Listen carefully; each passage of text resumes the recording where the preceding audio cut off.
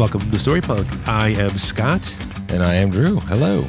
Hi. It's been a rainy day. Yes, I'm sitting here like Dr. Evil with my cat in my lap, finally stopping her from walking all over our gear. And it's gray and gross out, so let's just go ahead and talk inside. We are going to, today we're going to talk about the Darren Aronofsky movie, Caught Stealing, which takes place in 1990s. What year is it, 99? I actually forgot to write that down. It's late 90s. It's late 90s. Late 90s New York City. It's late 90s, and it feels like a movie from the late 90s. Yes. And it really, and I don't mean this as a criticism off the top, it really feels like a movie. Yeah. I got you. It's a movie about a style of movie that you and I both grew up on. Sure. Which made me honestly want to watch Pulp Fiction again. Also, I want to say that this is our, technically sort of like our halfway episode, because this is our 26th episode. So if we do 52, if what do you mean if? Well, no. Well, I'm just saying, we do, doing the logic of math. Episode 26, that's double 13. So this is actually Story Punk 2025, 2026 is double. This is our double bar mitzvah episode. So it's pretty exciting. But 13 always makes me. I have a thing about 13. I don't know. I'm a tristodexophobia. God, I don't know why I have trouble saying that. You have a pronunciation phobia. I don't. I do not. Anyway. No, you're very brave because you pronunciated anyway. Okay. I pronunciated? Yep. Triskaidekaphobia. So let's talk about this movie. Just a brief sort of overview about this movie is, or what it's about, is that this guy who is played by Austin Butler, he is asked by his neighbor to take care of his cat. Austin Butler, I should also say, is a former baseball prodigy in this movie, and he's a bartender. And little does he know, by watching this cat, he will find himself in the middle of gangsters and gangster dealings without really knowing why, and he must, as the IMDb summary said, he must use all of his cunning to survive and understand what is happening. What's really funny about that is there's a lot of things you could say about his character, and I really quite like Austin Butler in general. I like his performance. I don't think his character is cunning. Yeah. I think his character reaches a point where he may be able to save himself through desperation, but he's, at the end of the day, not a bad guy who's just basically racked with guilt and consequences of some of his choices, who doesn't become, which I think works for the movie, he doesn't become like the big arch criminal crime lord to defeat the arch criminal crime lord. He basically just toughs it out and gets lucky. And to use, as Matt Smith is in this movie, to use a reference, a connection to Doctor Who, he's not using Doctor Who levels of intelligence to get himself out of a predicament. No, he is not. And also, in addition to Darren Aronofsky, who directed this, we also have Austin Butler is in this movie. Zoe Kravitz. We have Matt Smith, as I was mentioning, Regina King, Leah Schreiber. I say Schreiber. I don't know why I do that. I think it's just a natural thing. It's okay. I looked right at it and I saw the B, and I used the V. In Hebrew and therefore Yiddish, since it uses Hebrew characters, the bet and the vet, the b and the v sounds are the same letter, basically. So that's probably what you were thinking. That's exactly what I was thinking. From your Catholic school education. For my 12 years of Catholic school, that's exactly what I was thinking. Hey, well, it's not like we don't, run across some of that in Catholic school.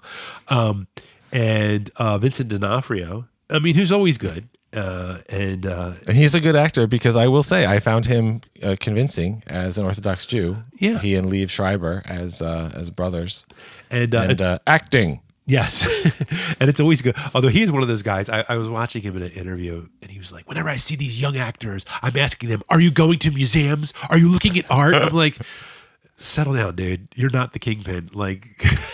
Calm down, buddy. I don't know. He can do what he wants. He's had quite a long and distinguished career. Actor, but I mean, like, it's like, okay. I mean, I get what he's saying. It's good to take inspiration from other forms of art, from music, that sort of thing. I do know quite a few actors that listen to music to get themselves in a mindset for a character, and that's great. But it's like, I mean, I don't know if I'm going to be yelling at a young actor, like saying, "Are you looking at art?" Well, I think that you can remember, if you want to really explore something or succeed in something as a career creatively, there's two things that you really should do. Everybody should do for a better, more fulfilling life anyway. One of them is read. Sure. And the other one is listen to the right movie podcasts like Story Pod. Sure. I mean, sure. Story. Story. Woo. Story. Wow. Is that just Gatorade Zero, or did you put something in it? Is it a flight of mimosa Gatorade? No. And Griffin Dunn and Carol Kane or welcome people, actors to see that, you don't see them too often in a lot of stuff right now. I will say though, honestly, this is not a criticism of him either. It took me easily half an hour to recognize Griffin Dunn. That's I always actually a think compliment. I think is really kind of cool that because it distracted me because I was like, who is that? I know who is that? But when I realized who it was, I was like, oh, he's doing a really good job because he, for me, literally vanished into the role. It's not a big role, but a lot of the roles in the movie are not big roles, but they are important story points. Sure. And it's interesting when they cast people in those roles that could be distracting. I wasn't distracted by anybody other than I kept thinking it was Griffin Dunn, but it wasn't like when you fill a movie with people and you just go, oh, I know that one, I know that one, I know that one, and you're not paying attention to it. Like Bullet Train. Yeah, well, there's a lot of that in Bullet Train. And also, speaking of Bullet Train, Bad Bunny is also in this movie. Yes. Bad Bunny is in this movie. Bad Bunny. And it's funny when you're talking about, like, as an artist, things that you can look into, other stuff. I think about, I saw somebody talking about, they were criticizing another, like, person who makes movies who was referencing, they were referencing, hey, have you watched this movie or that movie, or you should watch this movie or something. And the person said, he goes, I make movies. I don't watch movies. Oh my God. And it's like, what an idiot. Like, you have to, because they were making the point that story telling and filmmaking and writing in general it's a craft. And this is the point that the person, it was somebody on Instagram, it was a writer, he was saying that it's a craft. So you most certainly want to look at other people's work to inspire your own. I mean, I don't think there's anything wrong with that. No. And I think it's necessary. And that's, I remember in Stephen King's book, on writing, he says, he goes, if you want to be a writer, you have to read. You can't you can't you can't expect to be a good writer. I mean, you can write, certainly, nobody's stopping you, but you'll be much better if you're reading other people's stuff. Well, also, it's easier to get stuck in that goal of, I'm going to do something that's completely original. And if I say the next thing that follows that, which is nothing is really completely original, that's not bad. Yeah. However, it's not great if you come up with something that's completely original that turns out to be, I don't know, a Camus novel or something idea that you're probably not as good as that, but it's good to have a range of it. And I think that people also get stuck on that whole write what you know thing. And I think if you take it literally, then you're going to say, well, I don't read things and I only think of my own life. It's like, no, write what you know is much about emotions and things like that. And you can explore what stories do with emotions by, I don't know, looking at other people's things. And you can decide, I like this movie because of the way it's written. I don't like that movie. Good. Now you're shaping your taste in movies and also maybe your creative voice. And why is that bad? I think you can also be more original by consuming, taking in these other creative works, because it's easy to sit there and you think that this is a brilliant, unique idea, but if you've read a lot of, let's say there's a particular genre you want to write in, let's say horror or whatever, and you think, oh, this is a great original idea, and then you watch 10 horror movies, and out of those 10 horror movies, 6 of them executed this idea in the same exact way, and you're like, oh, it's not as original as I thought, because I've had original thoughts before, and I was like, this is really interesting, and then you read it somewhere, like I've had that happen to me like within days of like saying this is a really cool idea, and then you go somewhere and you're like, damn it, that's somebody had that exact idea, they wrote that book like years ago. I remember, but remember, it's always also execution. Yeah. There are ideas that are like, that is a good idea. It doesn't mean anything, but that's what helps you be original. Because right. then then you're like, oh, so okay, the original idea I had isn't as interesting But your execution can be. But yeah, so I got to approach that same idea from a different way. And I had this idea for the story that I was working on, and then I started reading this book, and I was like, holy shit, this book is very similar to the idea I had. So maybe I'll try to do things in a different way. But that is, I guess bring it back into this actual movie that we're talking about, and that is so. When we come to this movie, when you have certain movies that or stories that are sort of, as we were saying, this is like a movie that we feel like when you watch it, and I don't think we're alone that you feel like this is the type of movie that you've seen before, and not necessarily in a bad way, but it's a. I feel like I've said this a lot. As I edit these podcasts and I listen again to the things that we've talked about, there's things that I notice that I talk about a lot. And I say, this reminds me of a 90s movie in a good way. And I think it's because we have these eras of movies that are just sort of I don't want to say iconic because that sounds so cheesy, but I just feel like we have these eras that are really important to the history of cinema. And so I think we had a lot of that in the late 60s and 70s was a particular era. And the 90s really was a very important era in cinematic history. And I think this is definitely gives you whether you like this movie or not, it's certainly giving off those vibes. But I do find that I say that a lot, and I was like, why do I say that a lot when I say this reminds me of a 90s movie? Because I remember I said it about F1, and there was a couple other movies that I've said it about, and I think it's because this is a particular period in time where we're like, there was a lot of good movies. There was there was a really robust indie scene that we had in the 90s, and I think that was probably why I reference that. Another thing I do make a lot of food analogies. So I also like food. Well, also listen, remember that you and I grew up on movies. Yeah. In the 90s. Yes. So we grew up, like our childhood is the 80s and our becoming an adult or thinking that we are is the 90s. Yes. And lots of nuts, and this is also not a criticism and also very obvious. What are a lot of 90s movies about? They're about earlier movies. Quentin Tarantino is, like the most 90s filmmaker in a very positive way. Yeah. It's a guy who loves movies and took pieces of other clearly lesser movies and with his own alchemy made them into some of the the greatest things ever made. So when I'm watching this movie, and Darren Aronofsky is a director who's a very distinct filmmaker, and I would say he probably peaked with Black Swan in 2010, but Black Swan feels like the same work as somebody who did Pi and Requiem for a Dream and The Fountain and The Wrestler and things like that. This was Darren Aronofsky's Guy Ritchie film. Sure. And that's also not a criticism, but Darren Aronofsky is a guy who made movies towards the end of the 90s into the 2000s. And this feels like a Tarantino movie, which is a guy from the 90s, which feels like a Guy Ritchie movie, which is from the same era that Darren Aronofsky is from. And so this is a movie that you have seen everything before. And then the question becomes, is it done well? Is the story told well? And my feeling the whole movie was, this is fine. Yeah. It's fine. I'll agree with that. This is one of those movies that, and I can't remember if I've talked about this before. One of the things that I lament about getting, a lot of people have, cut the cable and everybody's doing their streaming services now.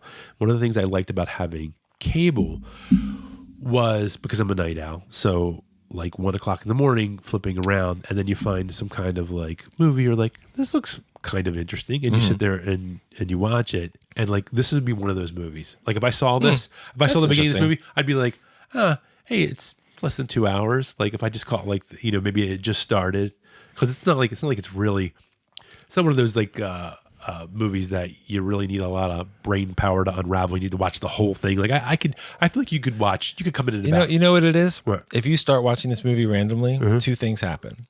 It doesn't look boring, and it isn't. Yeah.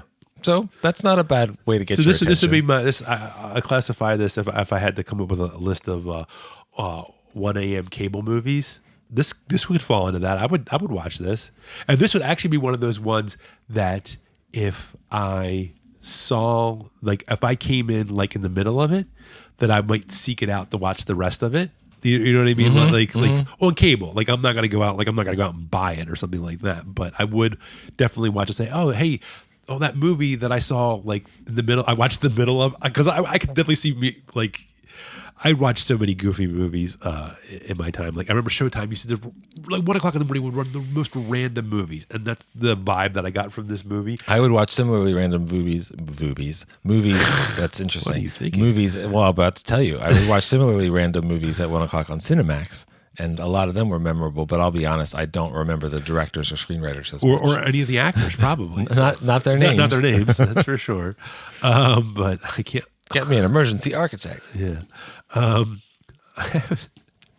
always reminds me of that line in Boogie Nights where Julianne Moore says, she goes, I have to, she's supposed to be within the context of the movie that they're making. The movie, and she's supposed to be a producer, a movie producer. She goes, I have to make this a hit or my landlord's going to kick me out of my apartment. Right.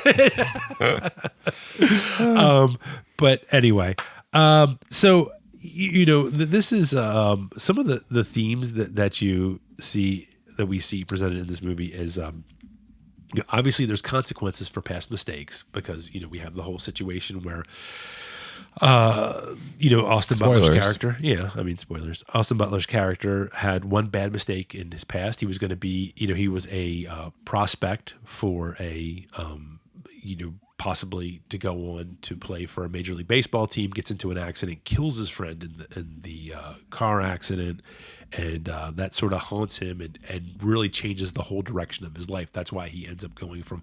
I'm assuming. Did they ever say where he's from? Is he from California or is he from the Midwest? I can't remember. I honestly can't remember. I think it is clear in the movie, but he's basically not from a city. Yeah, that's basically the whole point. He's like a country kid. Yeah, and he ends up in because I was wondering why he was a giant. If he was, I didn't think he was from San Francisco, but I didn't know if he was from California. That's why he was a Giants fan.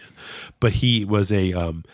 He could be from like Walnut Creek or something. Sure, outside of the city, and that's still. That's true. If you were if I tell people where I live in Maryland, I would basically if you're not from here, I'd say I live like north of Baltimore. That's enough of a reference. Gotcha.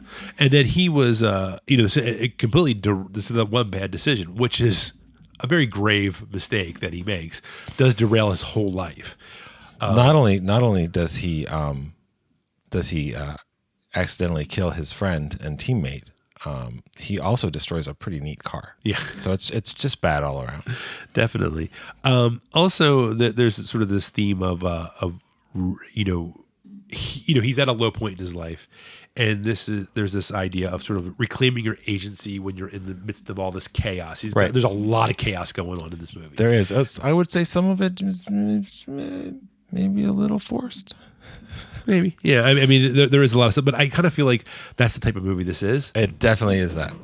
Where they go, where there's like they just layer one thing on top of another, and it doesn't always necessarily feel so organic, but it's I think it does sort of add to the fun factor of this movie. Well, it's a manic movie, like a lot of the 90s movies, it feels like. And so if you get into it, and those movies are movies that were made, for, $500,000 or by studios for $30 million. And it's just that vibe. So this is like a more expensive one. Yeah. Like Lock, Stock and Two Smoking Barrels. Right. It's very much like that, where they just kept throwing things on top. Right. Or the Joe Snatch. Carnahan one we mentioned, Blood, Guts, Bullets and Octane. Yeah. These are the quintessential 90s crime movies that I think of. Knockaround Guys and like all this other stuff. And it's like, that's that vibe. And if you grew up in that era, you know exactly what we're talking about, even if you can't think of any of the titles. And if you don't, it's like you might as well be talking about it's like 70s gangsters movies or something. It's just essentially a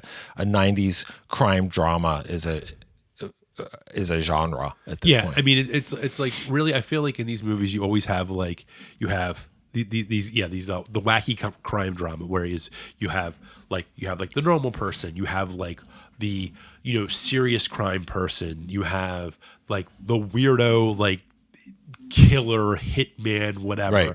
You have you know what I mean, which I thought was actually, I don't think it's a bad performance, but the little, I want to call him like the little spidery Russian hitman guy, that character is just really grating.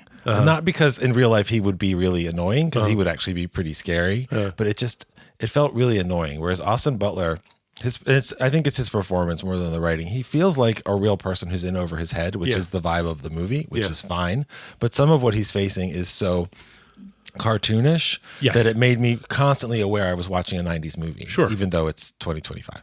Sure. No, it definitely feels which that is way. 30 years ago. Oh my God. So then there is I mean, as far as the way that this sort of plays out is that you have sort of this when I'm talking about like his law, he's reclaiming his agency in this in this chaotic environment, and that's sort of really the whole setup of Act One. And we start pretty early. I don't feel like they waste too much time on. I can't remember now exactly. It's been a little while since I saw it. It's been about a month or so, but. It's sort of like they are, he loses control of the situation pretty quickly. And then, and it is, I mean, I think really they do a good job of, you do feel sorry for him because you're kind of like, dude, he didn't know. He was trying to do was watch this guy's cat. What's his name? Hank. I had trouble holding on to any character names in this movie. Yeah. It's Yvonne that's Zoe Kravitz. That's his girlfriend. Zoe Kravitz, who played Toast the Knowing in Mad Max Fury Road. That Zoe Kravitz? That woman? Okay, good. I like her. Okay. What's the cat's name? That was the one I wanted to remember most. Oh. Yeah, see? That didn't get me. I don't remember. I spent most of the movie worrying about the cat. That's like my thing. Did they say the cat's name? Yeah. I don't know. I'm reading a book right now, and there's a cat named Stench Machine. That is more memorable. Yeah, so I don't forget that one. I'm like only like a third of the way through the book, and I still remember that cat's name. But Bud. Oh, okay. That's the cat's name. Played by Tonic, who was also in Pet Sematary in 2019 and Thanksgiving. It's the same cat as Thanksgiving. Really? How exciting. Nice, very exciting. In the Storypunk cinematic universe. There we go. But that's really funny. I really like the movie. Yeah. So, but in this first act, it really does, I think it does a good job of sort of establishing Hank as, it's sort of, he's just really a victim of the circumstances. They really turn up the heat as he's trying to figure out what's good, because he doesn't really quite understand what the hell's going on as the audience. Yeah, he's definitely the audience surrogate for sure. And he has to, and then he is forced. I think he maybe tries to. I'm trying to think about it now. He sort of tries to hide from it a little bit, or he's not. I think he's being a little more passive until, and here's a big spoiler. They kill Yvonne. And I was very surprised that they killed her so early in the movie. I mean, his whole thing is I'm a passive drunk because I'm paralyzed by the consequences of my poor decisions when I was young, even though he's still a young guy. Yeah. But yeah, they definitely. And part of the mystery, it's not shocking when you see it, but part of it is like, oh my God, they killed his girlfriend. Yeah. Who killed his girlfriend? Yeah. And I don't know that you then spend a lot of time after that wondering what's going on, because basically everybody that he encounters is just a terrible person and could have done it. Yeah, well, that's sort of the way I felt. It wasn't like there was no really sort of like driving thing where I felt like you're like, oh my God, who did this? It was sort of like, well, any of them could have done it. So I feel like when the reveal is sort of like, I don't know, the impact wasn't quite as great. I think that it was more of an impact about what is at the end when you find out that it was the brothers that did it, that you're kind of like, it was more about, well, what's he going to do about it now? That was more interesting to me than finding out like, oh my God, that's the big twist. I felt like when the brothers are the Hasidic brothers, gangsters that are Liev Schreiber and Vincent D'Onofrio that we mentioned before, they kind of, I almost wonder if they should have been built up more, like they should have loomed over the story more, because when you finally meet them, it's very clear that they are as dangerous as they are supposed to be. But how dangerous are they supposed to be in this world? I felt like people knew who they were without telling me in the audience, like these guys are actually really scary. Yeah. And it was kind of weird. And I guess that was supposed to put me more in Austin Butler's perspective because he's not familiar with the crime world, so he wouldn't know, these are the big bad guys or something. But I do feel like, I feel like it was sort of like they did this. It was sort of like they sort of plant this seed that, yes, these guys are bad guys, but it's like, it just felt like it was definitely one of those things where, they always talk about when it comes to writing, show, don't tell. And this was definitely a tell. It was sort of like, yeah, they're bad. Oh, these guys are bad. And even when I feel like when you get to the point when they go to that, to the Russian wedding, or is it the club, whatever. Yeah. I don't know. Was it Russian or were they Ukrainian? I don't know. Or they were some Eastern European. It may have been Russian. Whatever. We have to go back and edit this. They go back. They go to a wedding and basically like kill all these people at a wedding, but it's done in such a strange way. I don't know. It's like, you mean like where we stay in the car with Austin we're in Butler? the car. Like they do kind of show them like shooting, but it's sort of like you never really, like you said, the gravity of how bad these guys are. You never really felt it. Like I never really felt a sense of dread. Like a little bit, but not like. There are other movies that do it so much better. You think absolutely. You think of something like No Country for Old Men, and you're like, oh yeah, that guy, Anton Chigurh, like that guy's a bad guy. Just the haircut alone should tell you. That is horrifying. But I mean, like that guy is you just know, and the various ways that they go about getting that across to you is much more effective than just kind of telling us. I mean, not that they don't do that in that movie too, but it's like I feel like they back up the things that they say. Yeah, and I don't really feel like it was like I wasn't as scared. Although the fact that they would make in their own like home of their, and that was their mother. Carol Kane was their mother, right? The gangsters. Yes. Yeah, their mom. The fact that they would make him strip down like in the back room, like that's. Some type of people that would do that are are not like necessarily mentally stable. So that's fair. I kind of felt I think that was the only thing that kind of gave me a little twinge. It was like, okay, these guys aren't quite right in the head. But yeah, I didn't plus really it's Shabbos and they're not supposed to do stuff. Yes, like crime stuff any day of the week, but. As soon as they said, well, we're going to get a Gentile guy to drive us because it's Shabbos, I was like, oh, I wonder if he will drive them to death the same way he killed his friend. Like, it was very schematic. I don't know. It was weird. I mean, I think that's like literally impaling them. But it's part of the. I mean, I guess it's part of the humor. I guess. I mean, you actually comment on that better than I can as far as if that lands as humor or not. It wasn't. I mean. It wasn't not funny. I wasn't like offended or anything like that. But I don't know. I mean, the let's go and slurp matzo ball soup that Bobby made for us is really funny. And I know they actually had. I read a couple of articles about this. They actually had a guy who was the on-set Yiddish advisor. Okay, which is an interesting two-pronged job because Liev Schreiber grew up. He's Jewish and he grew up in a Jewish home, so. He was bringing all of his own experience with his grandparents and stuff. And Vincent D'Onofrio is, you may guess from that name, not Jewish. Yes. So they really like threw all the Yiddish at him, and apparently a lot of people watched it. And I felt this way too. And because there's a lot of different kinds of Yiddish and accents and different things. And he doesn't say Carol Kane isn't Bobby, it's Boba, and that's right. Okay. Because Bobby is more like Hart Bachner, like Ellis. Hans, Bobby, I'm your white knight. You know, it's like that kind of pronunciation. So if you wanted to know, is this an authentic portrayal of I would ask Hasidic Shabbat meal? Sure. And apparently when they were shooting the movie in a Hasidic home in a Hasidic neighborhood, a lot of people in the neighborhood came, I guess it wasn't on Shabbos, they came out to see it because they were like, oh, this is like...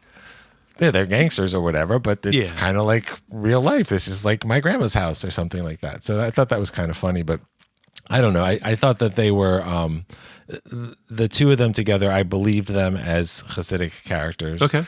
I don't know that the movie needs to make any specific distinction between the Hasids and the lots of other different kinds of Orthodox Jews that are out there and all that kind of stuff. It's fine. I mean, it felt authentic as far as these are the Orthodox Jews you might see in New York or whatever. But there almost wasn't enough of them to be interesting. Okay. Like the Carol Kane scene, and there's a whole world there that you don't really get to see because it's in Yiddish.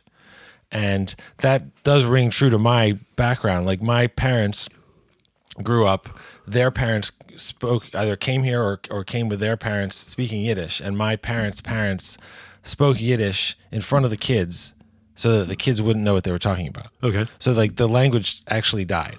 So Austin Butler's experience of being surrounded by people who are speaking a language that you don't know and you will never know wasn't not real. Darren Aronofsky, the director, is Jewish, and so he brought that to that as well. But it also wasn't a movie that I went to or expecting or needing to have an authentic Jewish experience. You know what I mean? You're like, damn it. Like I saw the movie Bad Shabbos also, and that was more familiar, except for the murder part and Method Man. That was more familiar sort of culturally. But I don't know. I mean, it's weird to think that this movie, I feel like this movie does a number of things. It does them fine. And that made the movie fine. Sure. But it never really grabbed me. And it didn't do well at the box office. This was one of those movies, and I know that movie marketers don't want to hear this thing. As soon as I saw the trailers for it and who was in it, what was it about, I thought, I might watch that on streaming one day. Sure. Like I had no interest. I got to go see this in the theater. Yeah. It was definitely not, there was no sense of urgency. It was definitely, it was like interesting. It was like, here's nothing that they don't want to hear. If there was nothing else out there, like, and I was like, if I was gonna have like a go out like with my wife, like, and there was like nothing else out there, like, hey, we want to go see a movie, like, I'd go see that movie maybe. That world barely exists anymore though, because there's nothing else out there. Well, there's thousands of choices in here.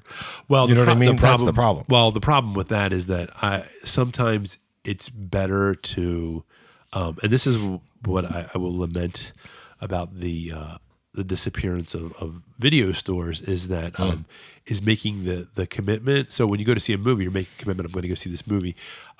You go to a video store. It was sort of like, even though you had more choices, I'm still bringing one home. You're still bringing one home, and you're going to watch that. Otherwise, you wasted your money. And I'm not saying I never brought home a video and ended up not watching it, but it was very rare.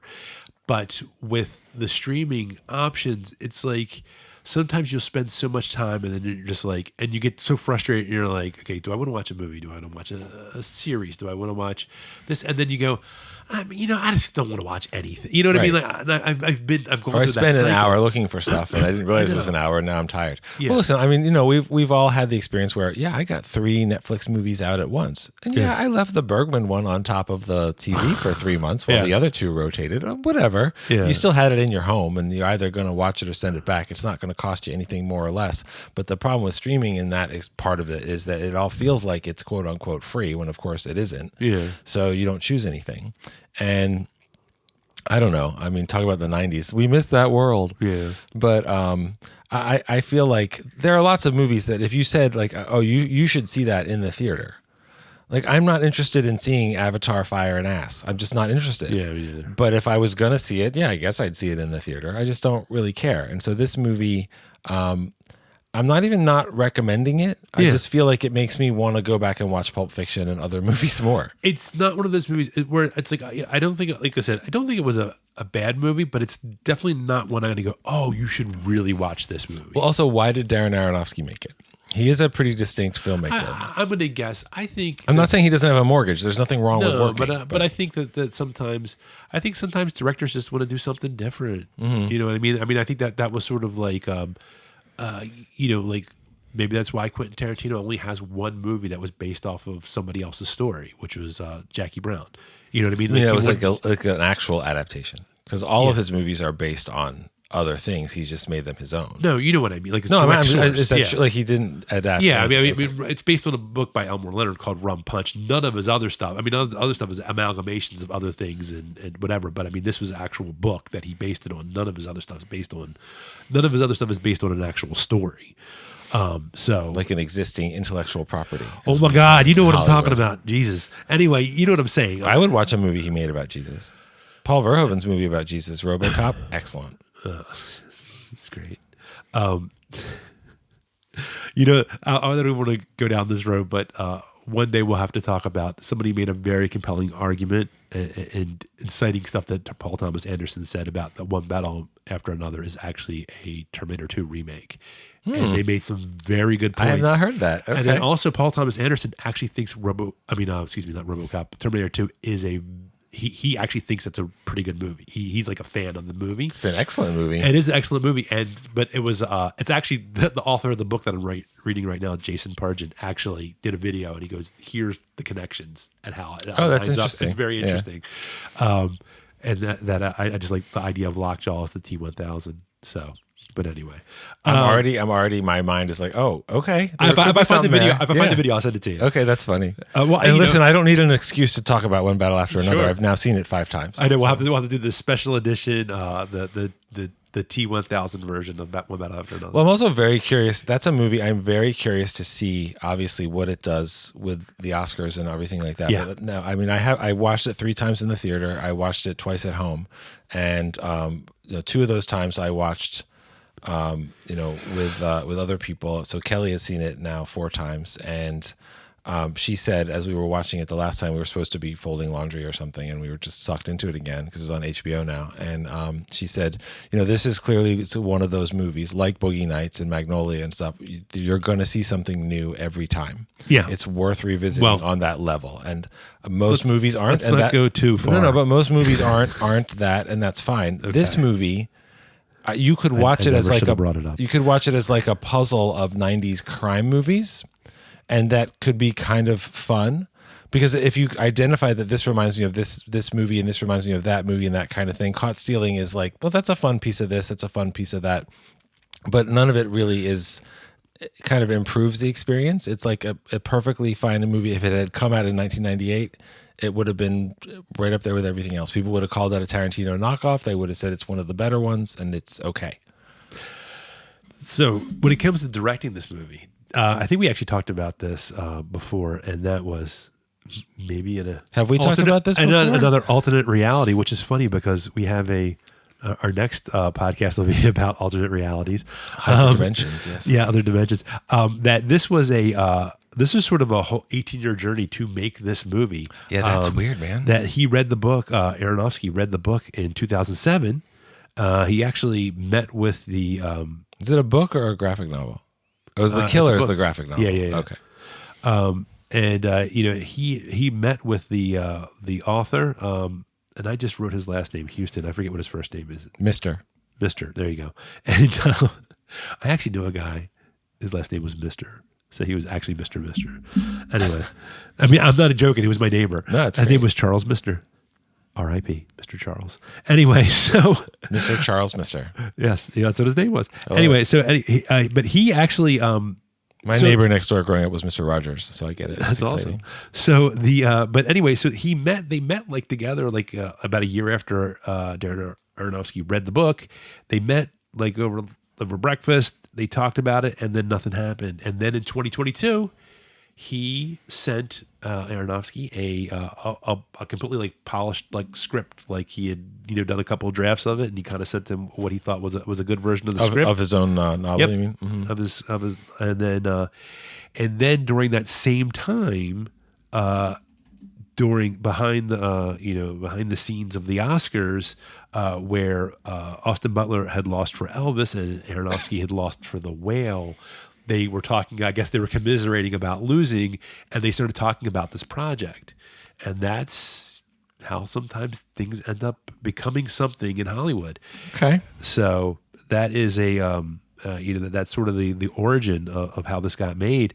And as we said before, this is certainly the most, I guess you would say, quote unquote, fun project he's done, because it's probably, while there is the existential self-crisis in most of his, I'm not saying there isn't some kind of crisis of self and identity with Hank in this movie, it's certainly not to the level of most of his movies where it's like almost crippling and oppressive. Well, maybe that's what makes this an Aronofsky movie versus the 90s crime caper type things that it's deliberately, referencing and stuff, is that it's not fun that same way. It's dealing with the main protagonist's inner feelings more than any of those. Right, but I mean, like the actual events of the movie, like this movie, you could put it in a double feature with something like The Big Lebowski, about a guy who gets swept up in this world of crime and danger and all this kind of stuff. The Big Lebowski is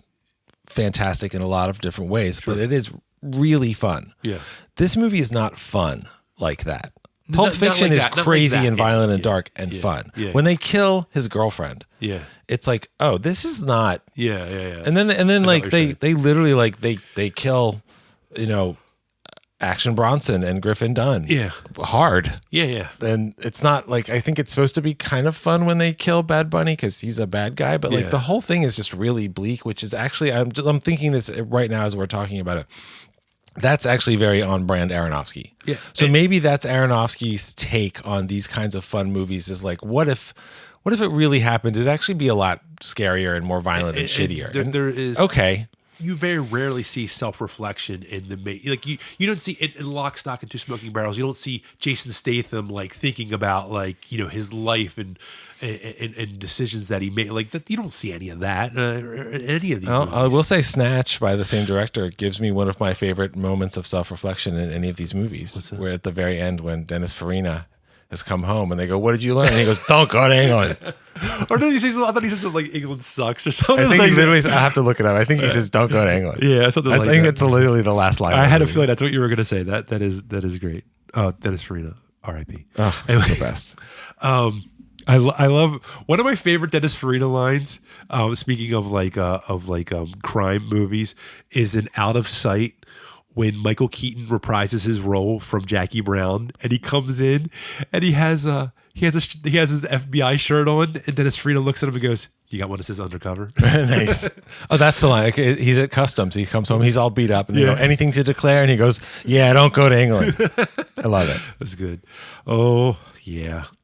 Now, see, that's a movie that I have not seen in a long time. Yeah. That I enjoyed, and I have Which seen one's Snatch? I've seen scenes of, and I if you said let's watch that movie right now, I'd be like, you know what, that'd be fun. Let's watch that movie.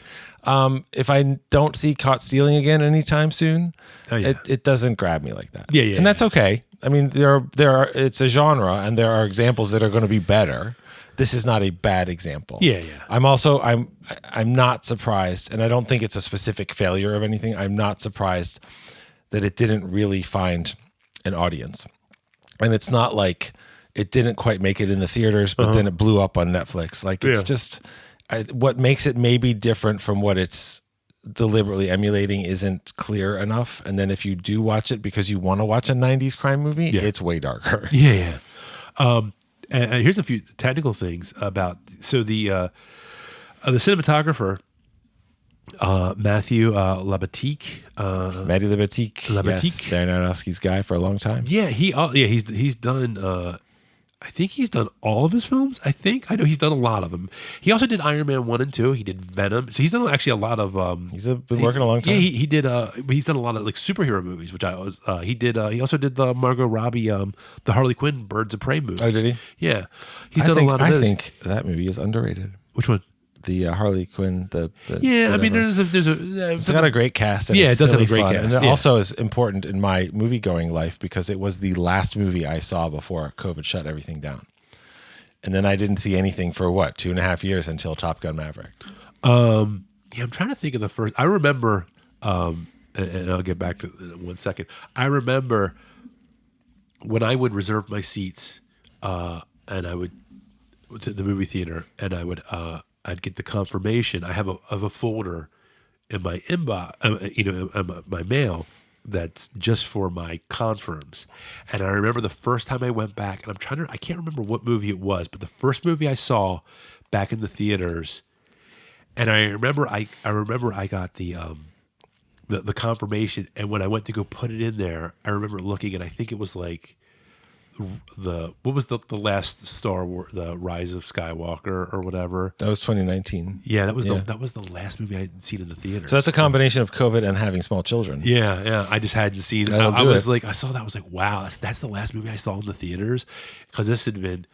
God, what movie? I think it was probably most likely it was a Marvel movie. Mm-hmm. It was either a Marvel movie or you know what I think it was? I think it was the Batman movie. It may have been. because that would have been 2023. 2022? No, that wasn't it 2020? Was it 2022? The Robert Pattinson Batman, I think, was 2022. Was it April 2022? Let's see.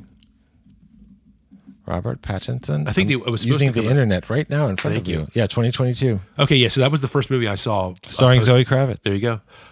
There's our connection back. But anyway, my point is, so he also did. He had done back to back. He did March 4th. The cinematographer had before he did this. He did Spike Lee's Highest to Lowest, and then went right from that. And he had to create a different vibe. That's interesting because Highest to Lowest apparently is what you feel when you compare the Kurosawa original with the Spike Lee remake, but I haven't seen it. So. But they used like all the same. They used the same production designer, but in the same locations, but obviously a totally different feel.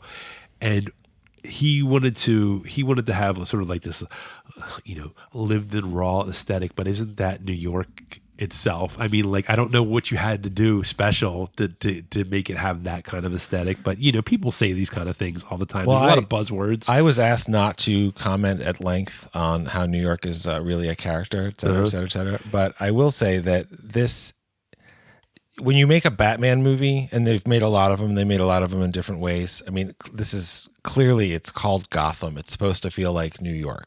And Caught Stealing is supposed to feel like a certain kind of New York at a certain time, a New York that you and I are old enough that we've been to and stuff. Well, I think Gotham is Chicago. Metropolis is New York. That's the analogs. Am I mixing that up? Am I that uncomic-y? Yeah. So why do they call New York Gotham City in real life? That's people like me who don't get it. Yeah. Shit. Sorry. Oh well. Anyway, I think a lot of people do feel like New York is. Well, I mean, I don't really care because I think there could be a psychotic billionaire who thinks it's better to dress up and beat people than to make a positive difference in a larger city in either of those metropolises. Sure. But this Caught Stealing New York, it feels like a real New York that I've been to. Sure. I've been to New York in the 90s, and it feels like that. But it also feels like the movie version, mostly because of the characters it's populated with, as opposed to like the way the city actually looks in the movie, because the city looks in a way that feels authentic. Now, you could say they shot it on the streets of New York City today, and they just made all the period cars and stuff. Or you could say they built it in the volume. I don't know. I mean, Gotham in the Batman movie that we were just talking about, they shot way more of that than I realized in the volume. Like all the just to control the light and stuff, so you could shoot sunset on the construction site type of stuff and whatever. So this movie definitely it's set in a New York that is a specific vibe of other movies set in New York. And to get the specific time period, they digitally put back in. There's a couple. The one I remember from reading was there's one place called Kim's Video, which was very famous. There's a documentary on it. They put that in there. What I did find was very interesting. Apparently in New York, which I don't really see this in so much in here, like in Baltimore. Although I do see a lot of the little electric scooter things, and those are popular. But but apparently there's a lot of Uber Eats bikes, because I guess they do a lot of that.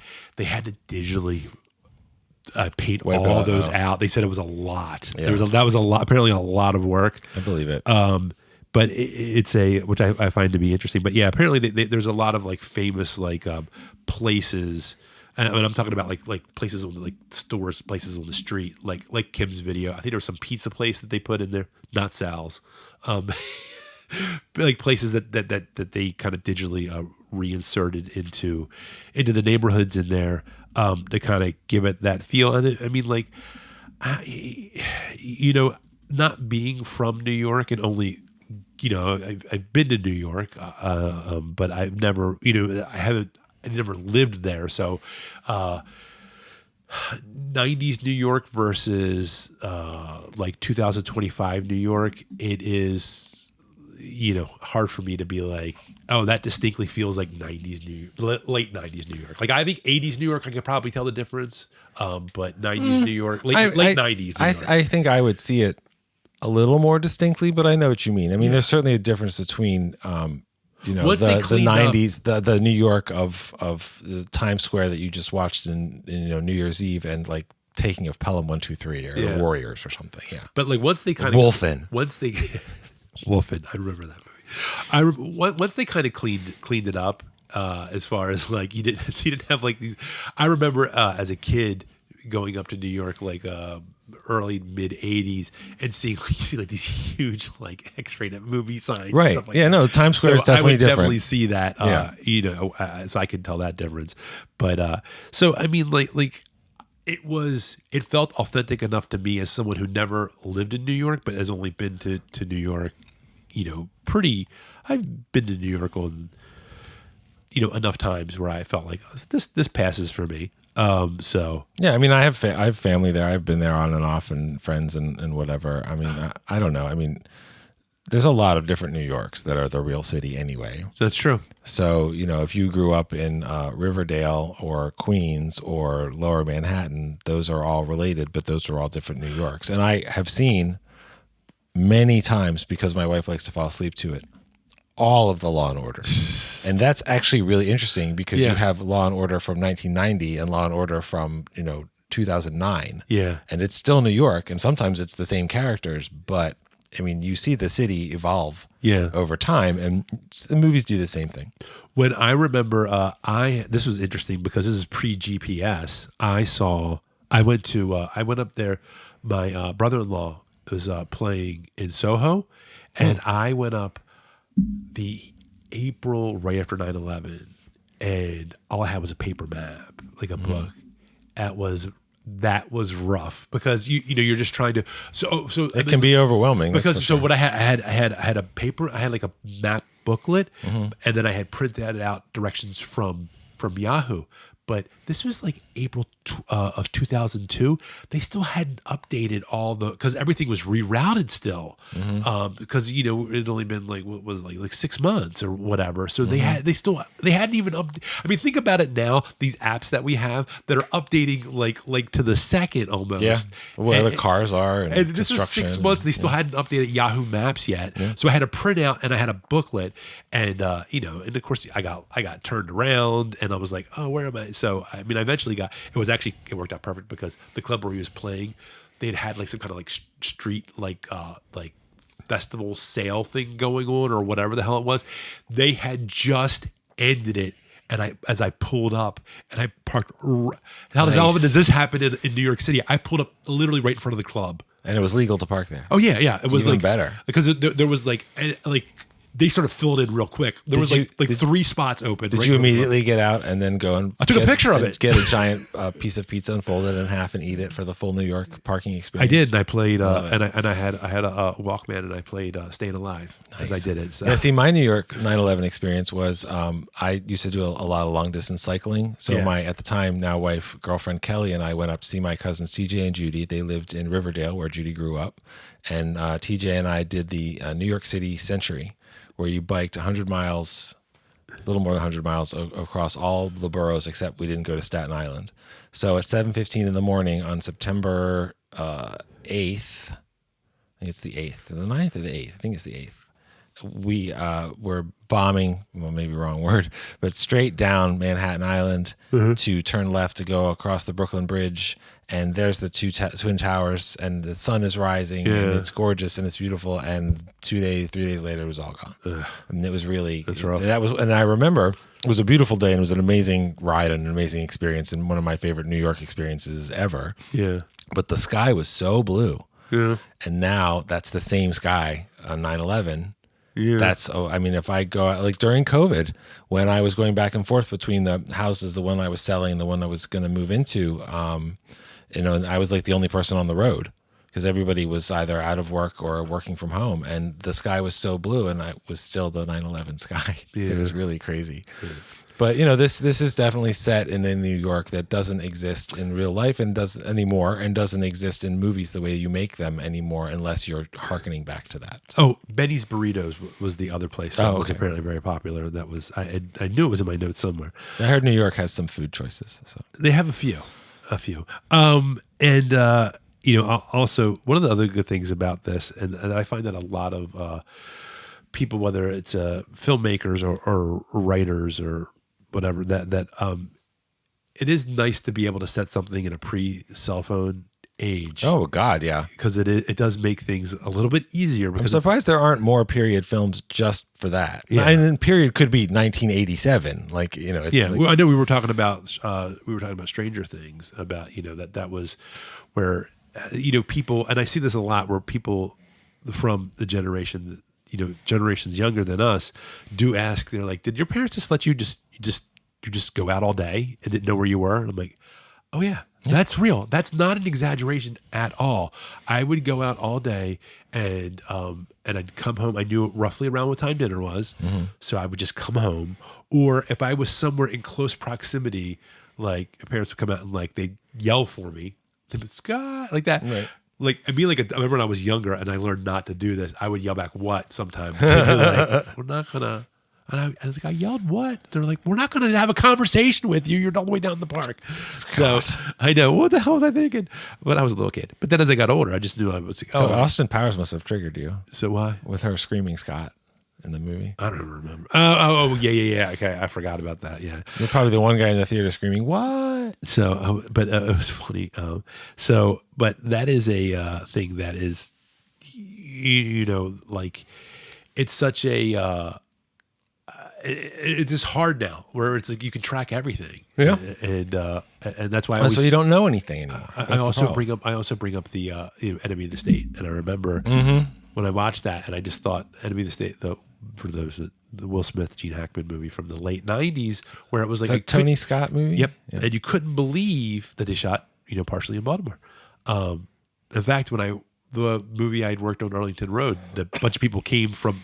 They went right from working on that movie to the movie that I was working on, and then they were telling me about like all the nice food they had, because that was a huge budget movie. Yeah. It's a Will Smith movie. So Craft services is generally a good standard. I know they were like, just they the had snacks. shrimp. They had shrimp with the size of your thumb and a ice sculpture, and I was like, okay, well, we're having burgers, right? Craft services like. I still remember when I saw that movie, that one of the most memorable images in that was the red columns at BWI that are no longer there and haven't been there in a long time. But if I ever see that movie again, which I'm not against seeing it, I just haven't seen it in years. I know that'll be like a weird flashback. But I just remember Baltimore. watching that Talk movie. about cities that don't exist anymore. So they have, like, you know, the surveillance state that is portrayed in that's not realistic. And well, it's because it's so much worse now. Yep. But I remember watching it going like, oh my God, they can do this stuff? Because that's one of the things that they were selling the movie on, was that, a lot of this technology is real. And you were like, really? That seems crazy. And now it's like you watch it and go, oh my God, they can do so much more now. So, but anyway. And any moron can do it. Yeah. So, unfortunately. Did you have anything specific as far as about the movie, about the story, or anything? Honestly, I'm super excited that in real time you got to see me discover that Bud the cat was the same cat from Thanksgiving. Yeah, because that's my favorite scene in Thanksgiving, because it's got so much personality in a silly movie. Not a bad movie, but a silly movie. Yeah. This was a silly, and considering I'm comparing it to a movie where a person literally serves people he's got tied up other people's body parts for a Thanksgiving celebration, I do think that Caught Stealing is a considerably darker film. Well, I mean, I think although it doesn't have Rick Hoffman, which is a New York loss. No, I don't understand. But I mean, I think overall this movie, I mean, like, I think the acting was good, and I liked all the people that were in it, and but it is overall, it is just one of those movies that it's like, it's okay. It's an okay movie. It's not bad. I'm not going to badmouth it. I don't think it's crappy. I just think it's there are other movies that are probably did this story better. Mm-hmm. So that's like you said, I think you watch this, and especially if you live through the 90s, there's a lot of other movies that you probably go, you know what? I probably would rather watch this movie. Yeah. So, which sounds more damning than it is, but it's just how it goes. So I think that's actually a wrap on Caught Stealing, unless you had anything else. No, I think I'm good as far as this movie. Just want to give you one more chance. Is there anything else that you'd like to say about One Battle After Another? No. Okay, just checking. Or Rick Hoffman. Or Rick Hoffman. From Rick Long Hoffman Island. is a Long Island's Rick Hoffman. Is a a national treasure. I think so. But Mr. Hoffman, I'm not making fun of you. I genuinely enjoy your work. no, we do. It's like Rick Hoffman, Riz Ahmed are two of my favorites. I'm looking at his Wikipedia right now. Do you know what his first role was? What? He was a security guard in Conspiracy Theory, a movie I always mix up with Enemy of the State. Oh, is that the one with Isn't that Mel Gibson? Mel Gibson and Julia Roberts. And It's a Dick Donner movie. Picard and Patrick Stewart. Patrick Stewart. I hate that when it leaves my brain. But we're old. It happens. So we're from the 90s. Actually, we're from the 70s, but whatever. So I just want to say so I guess that's just a wrap on Caught Stealing then, and we'll be back next week. Next week we're talking about it's funny we were mentioning multiple dimensions. So you'll see. You'll see. And if you're listening to this episode on a Saturday, on a Friday after sunset, Shabbat Shalom. So very good. And enjoy your matzo ball soup. That's right. So, Amen. That's the extent of my Jewish culture knowledge. Well, that's not the extent. I'm being silly. I know a little bit more. I mean, I'm Catholic, so I know a little bit. Jeez, yeah, come on. You know a little bit. Jesus. I know Jesus. Talking about a Jewish guy. I know. He's supposed to be my favorite Jew, to be honest. So it's all right. We need to cut that hair though. He's got a movie coming out this year, I think. So. It's really awesome. Yeah, isn't it? I can't wait to get my Passion Jesus of the Christ Resurrection. Isn't that coming out this year? I don't know. I need to get my Jesus merch, but yeah, there's a lot of it. I wonder if I have to see if he has a website. But anyway, in the meantime, please follow us on Instagram at StoryPunkPod, and also check us out on Facebook. And I am on Letterboxd as Storypunk Scott, and Drew is on as well. Solid Gould. Yes, I actually just did a review of The Long Walk on there, which is actually coming up in a couple episodes from now. And also, I wanted to say something that about when we sign up and we do our disseminate our podcast to all the different platforms. Vivid. One of them is YouTube. Now, I'll be honest with you, when that was done, it was sort of done through an automated process where I fill out information, and obviously I'm not going to bore you, too late, but I go through and I looked at I went through yesterday. It was looking through the YouTube stuff, and we actually have some people that are commenting on our YouTube page. Now, all it is, it's just a graphic. It's our logo, and it's just the audio of the podcast. Now, we are planning to do more, especially within this upcoming year. We are going to do more with video. But I've actually had a few comments, and there was a user on our that commented and gave us a bunch of behind-the-scenes information about It's a Wonderful Life. And he said it's one of his favorite movies. Wonderful. And he gave us a bunch of bullet points. And so we thank you thank for you very that. much. It's a guy, his name's John, and I don't know what his last name is. I forget it. I'm sorry. I mean, I do, but I don't know if he wants to remain anonymous or not. Okay, so it doesn't matter. You can go to the YouTube page and see. But I did want to thank him because I didn't he'd left it right when the episode came out, and I hadn't checked, and I felt bad. But so I'm going to check we'll be checking the YouTube page more regularly, and that is something that we do appreciate you listening, everyone listening on all the platforms. So here, I'll tell you, just so I want to confirm. His name is John Quattrucci. Okay. He's a very nice gentleman from Boston. Okay. And he has his own YouTube show, which I would recommend, called John Talks Indian Cinema. Okay. And it is an unlikely pairing of a gigantic international cinematic tradition and a very American, and is very entertaining. So if you're interested in Indian film, I have appeared on his show several times. Okay, so some of you know. Okay. And he is also a huge fan of film and classic film and American film.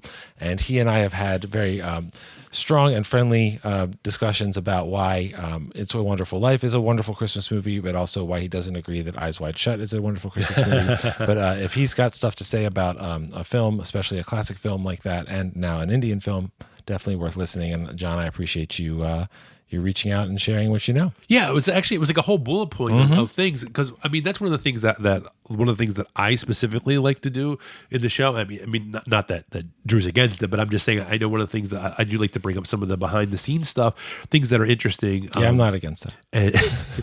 He's totally against it. I'm against it. He's holding a weapon to my head right now. I want movies to just appear, like, AI. But so generative Drew. But anyway, so I just want to say thank you guys. So that is another place that you guys can catch the show, and hopefully I will add some more stuff to that. We will be adding more stuff to that in the months to come. So with that, and as I playing the music underneath of us, I will say, remember that story matters.